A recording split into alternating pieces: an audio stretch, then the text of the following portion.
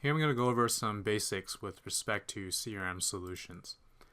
A CRM solution is a collection of customizations and changes you've made to the system. Now, every time you create a new entity or a new field, it's going to be prefixed with a certain value based on what's called your publisher. So the first thing you typically want to do is create a publisher. So to do that, first of all, I'm in the settings module. Then we go into customizations and publishers. Now, just an example, I'm just going to create a new publisher here. I'm just going to call it Foo Software. Now, the main things that you will care about is the prefix and the option value prefix. As you'll see later when we're defining option set values, they have not only the string value but also the numerical value, which is prefixed based on your publisher.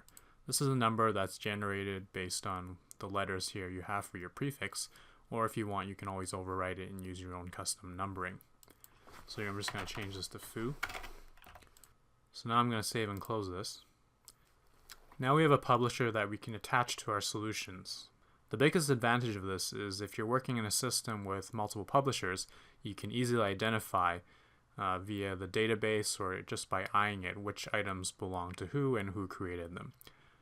Now I'm going to go back and create a solution. So again, from the settings module, you can go directly to solutions, or we can come to customizations again, and solutions is here as well.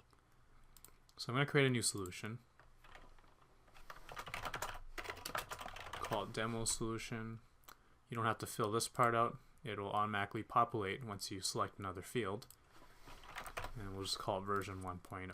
Here I'll add in the Joe Software Publisher, save it, and you'll notice now this is available to start adding things into the solution. Now, the most important thing about solutions is that they're designed to just package and contain the objects that you've created. Now, what that means is if you create a new entity in your solution and you delete the solution, the entity is still going to exist. The only exception to this is if you import what's called a managed solution. The managed solution is designed in such a way that when you uninstall it, all the items that were previously in it should be removed as well.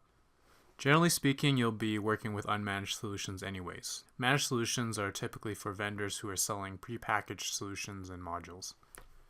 So here I'm just going to create a new entity. I'm going to call it movie.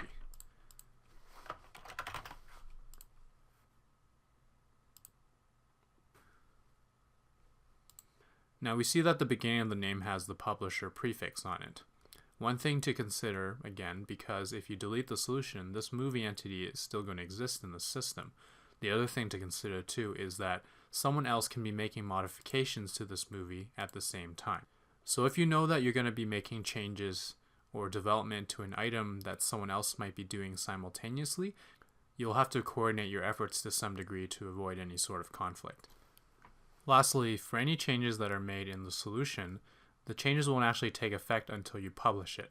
You'll notice as you're doing form customizations or if you're changing views that this publish button will appear quite often. You can make a number of changes in the system, but they won't actually be visible to the user until you publish them. Similarly, when you export your solutions to another system, the only things that are in your solution that get packaged are items that have already been published.